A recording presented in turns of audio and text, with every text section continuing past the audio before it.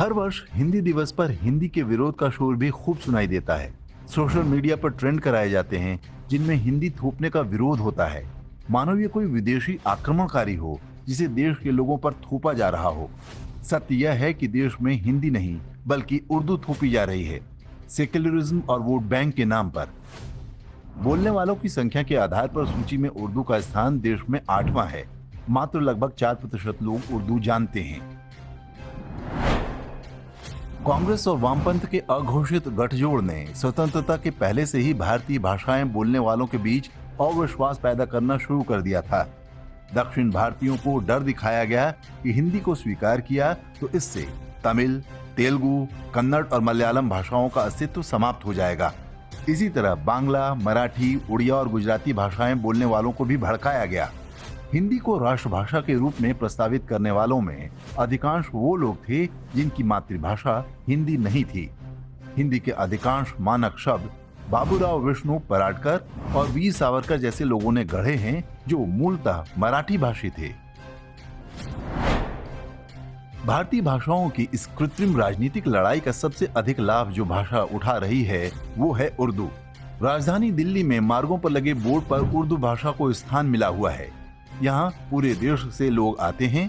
क्या उर्दू के स्थान पर उससे कहीं अधिक बोली जाने वाली बांग्ला, मराठी, तेलुगु या तमिल को स्थान नहीं मिलना चाहिए? यह स्थिति रेलवे स्टेशनों की पट्टियों पर भी देखी जा सकती है। अधिक बोली जाने वाली ढेरों भाषाओं पर उर्दू को वरीयता दी गई है, लेकिन हर जगह विरोध हिंदी का है, उर्दू का नहीं। माता वैष्णो देवी के दर्शन के लिए देश भर से हिंदू पहुंचते हैं। यहाँ भी रेलवे स्टेशन और बस अड्डे पर हिंदी, अंग्रेजी के अलावा तीसरी भाषा उर्दू ही मिलेगी, जबकि वैष्णो देवी जाने वालों का उर्दू से कोई लेना देना नहीं। क्या इसके स्थान पर बांग्ला, मराठी या किसी दक्षिण भारतीय भाषा में नहीं लिखा जाना चाहिए? आज उर्दू को भाषा के रूप में नहीं बल्कि भारत के इस्लामीकरण के लिए हथियार की तरह प्रयोग किया जा रहा है। उर्दू शेर और शायरी तो हाथी के दिखाने वाले दांत हैं। सच यही है कि उर्दू कई भारतीय भाषाओं को खाती जा रही है। कश्मीर में कभी शारदा लिपि हुआ करती थी, आज वो लगभग मृत प्राय है। यह स्थिति डोंगरी और कश्मीरी की है। इन्हें हटाकर धीरे धीरे उर्दू थोपी जा चुकी है। इस काम में सरकारें भी पूरा सहयोग कर रही हैं। उत्तर प्रदेश में लंबे समय तक सेक्युलर सरकारों ने उर्दू को दूसरी भाषा के तौर पर थोपा, जबकि ब्रज, भोजपुरी और अवधी भाषाओं का साहित्य उर्दू से कहीं अधिक पुराना और समृद्ध है। हैदराबाद में वोट बैंक की राजनीति के लिए उर्दू को बढ़ावा दिया जा रहा है। कभी सिंध में गुजराती भी बोली जाती थी, लेकिन आज वो समाप्त हो चुकी है। पूर्वी बंगाल में 30 लाख लोगों की हत्या मात्र इसलिए करा दी गई थी क्योंकि वो बांग्ला छोड़कर उर्दू को अपनाने को तैयार नहीं हुए।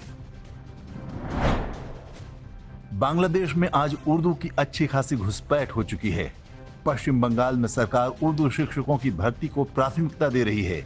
ममता बनर्जी सरकार बांग्ला शिक्षकों की मांग करने वाले छात्र छात्राओं पर गोली भी चलवा चुकी है।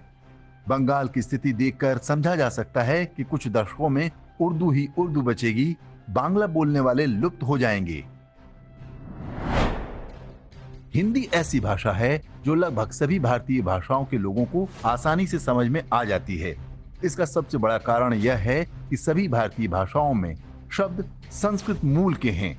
बढ़ते उर्दूकरण से हिंदी अन्य भारतीय भाषाओं से कटती चली गई। उर्दू निष्ठ हिंदी को देश के अन्य क्षेत्रों के लोग आसानी से नहीं समझ पाते। परिणाम स्वरूप भाषाओं के बीच यह अविश्वास और बढ़ता जा रहा है। देश में उर्दू थोपने के अभियान में सेक्युलर सरकारों के अतिरिक्त हिंदी फिल्मों, समाचार चैनलों और साहित्यकारों की बड़ी भूमिका रही है। एक षड्यंत्र के अंतर्गत हिंदी भाषा से संस्कृत निष्ठ शब्दों को कठिन बताकर निकाला जाने लगा। इनके स्थान पर उर्दू के शब्दों को लोकप्रिय कराया गया। इच्छा नहीं, तमन्ना। हाँ, तमन्ना अच्छा वर्ड है। हाँ, मेरी तो ये तमन्ना है प्रभा कि कल से हम दोनों अपनी मोटरसाइकिल पर ऑफिस। फिल्मी गानों से किस तरह से हिंदी के शब्द हटाए गए, इस पर हमारे वीडियो का लिंक आप कमेंट में देख सकते हैं। वास्तव में उर्दू उस बुर्के की तरह है जो पूरे भारतीय उपमहाद्वीप में पारंपरिक पहनावों पर ग्रहण बनकर छा रहा है। अफगानिस्तान से लेकर कश्मीर और केरल तक कभी रंग बिरंगे वस्त्र पहने जाते थे, आज हर जगह आपको काली गठरियां घूमती नजर आएंगी। ठीक इसी तरह उर्दू भारतीय भाषाओं को दूषित कर रही है। आवश्यक है कि हम अपनी दिनचर्या में संस्कृत निष्ठ हिंदी का प्रयोग करें, उर्दू शब्दों को अपनी बोलचाल से बाहर करें। जहां आवश्यक हो मराठी, बंगाली, तमिल, तेलुगु के अच्छे शब्दों को अपनाएं। याद रखिए, हम सभी एक सांस्कृतिक युद्ध के बीच में हैं। यहाँ शत्रु का उद्देश्य मात्र धर्मांतरण और राष्ट्रांतरण नहीं, बल्कि पूरे देश को परतंत्रता वाली मानसिकता में धकेलना है। उर्दू उनका हथियार है।